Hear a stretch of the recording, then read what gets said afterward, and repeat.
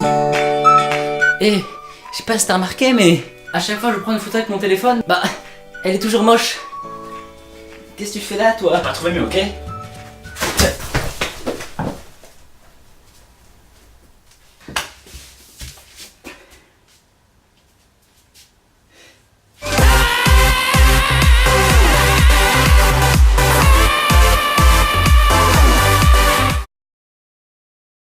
J'aimerais bien pouvoir prendre ce genre de photos, mais j'ai pas ce genre d'appareil photo.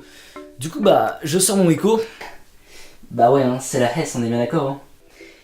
Et je prends ma photo. Mais bon, comme je m'y attendais, bah, elle est dégueulasse. Hein. Prendre une photo de paysage avec un téléphone, c'est horrible. Mais vous inquiétez pas, il existe une solution pour pouvoir prendre des photos de qualité professionnelle avec votre smartphone. Ouais, j'ai dit smartphone, et alors ça te dérange? Avec votre téléphone, généralement, vous prenez des photos au format JPEG, le format le plus populaire dans la photo et l'image en général, mais attention, non pas le meilleur. Aujourd'hui, je vais vous faire découvrir les étonnantes possibilités du format .RAW ou .dng pour les intimes. Mais alors vous allez me dire, mais Naël, c'est quoi le .RAW? Eh bien, d'après Wikipédia, le .RAW ou .dng est un format de fichier pour les images numériques, caractérisé par le fait de n'avoir subi que peu de traitement informatique. En gros, c'est l'image brute du capteur de ton téléphone, contenant le maximum d'informations sur ton image. Ta photo en .RAW aura été modifiée le moins possible par le logiciel de ton téléphone. Ce format de fichier, bien qu'il soit plus lourd que le JPEG ou le PNG, possède assez d'informations pour être modifié en post-traitement plus profondément qu'un JPEG et sans déperdition de qualité. Sandek, tu croyais vraiment que ce genre de photo n'avait pas été modifié ne serait-ce qu'un tout petit peu sur Photoshop ou Lightroom ou un truc dans le genre? Bon, cesse de bavardage, rentrons maintenant dans le vif du sujet. Comment prendre ou modifier une photo .RAW sur ton téléphone Android ou iOS? De nos jours, il est possible de prendre ou de modifier des photos en RAW sur à peu près n'importe quel téléphone grâce à des applications tierces, à part peut-être sur un Wiko Sunset. Là, je pense, ça va être compliqué. Pour ce faire, il existe plein d'applications différentes, mais aujourd'hui, je vais vous en montrer 3. Seuls les téléphones de haute voire très haute gamme sont capables de prendre des photos en RAW nativement, c'est-à-dire de base sans aucune application tierce.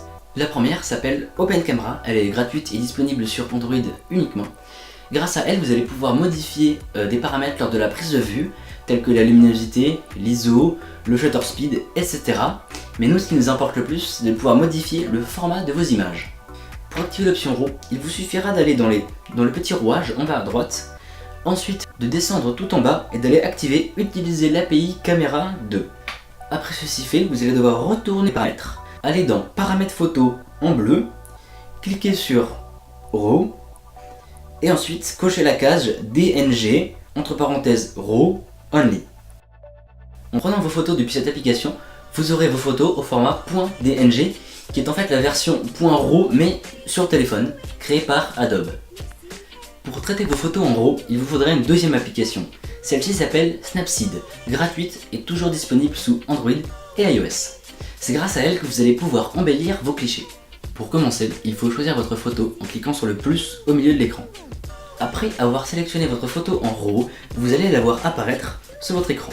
Vous allez pouvoir glisser en haut ou en bas et faire apparaître un menu qui vous montrera tous les paramètres disponibles pour modifier votre photo. Par exemple, choisissons ton clair. Maintenant ton clair choisi, vous allez pouvoir glisser à droite ou à gauche pour augmenter ou baisser les tons clairs. C'est la même manière pour modifier tous les autres paramètres tels que structure, saturation, température, coloration, ombre, contraste, exposition. Il faudra glisser de droite à gauche, c'est extrêmement intuitif. Maintenant c'est à vous de jouer et de tester tous les paramètres possibles pour pouvoir embellir votre photo. Petit timelapse pour embellir celle-là.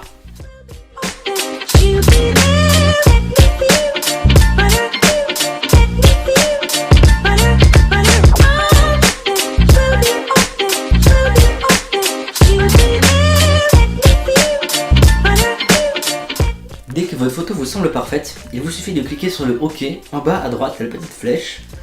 Ensuite de cliquer sur Exporter et Enregistrer. Et voilà, votre photo format RAW a été modifiée parfaitement. Ces deux applications sont géniales, n'est-ce pas? Eh bien, il y a mieux. Notre troisième application s'appelle Lightroom CC, elle en est le fameux mélange. À la fois une caméra RAW puissante et en même temps un logiciel de traitement photographique professionnel. Lightroom CC est une application gratuite disponible sous iOS et Android. Après vous êtes créé un compte, vous allez pouvoir ouvrir la caméra RAW en cliquant sur le petit bouton bleu Caméra en bas à droite.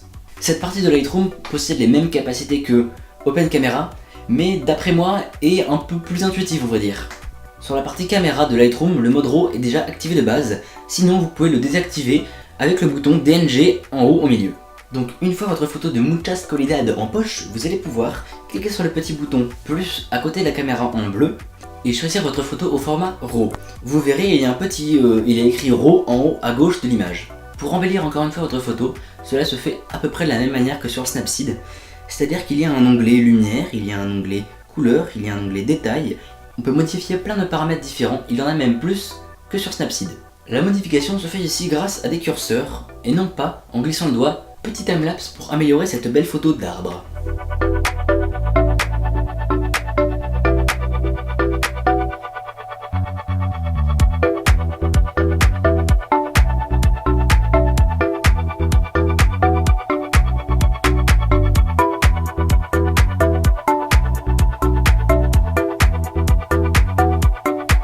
Dès la modification de votre cliché terminée, vous allez pouvoir l'enregistrer en cliquant sur les 3 petits points en haut à droite, puis sur enregistrer sur l'appareil.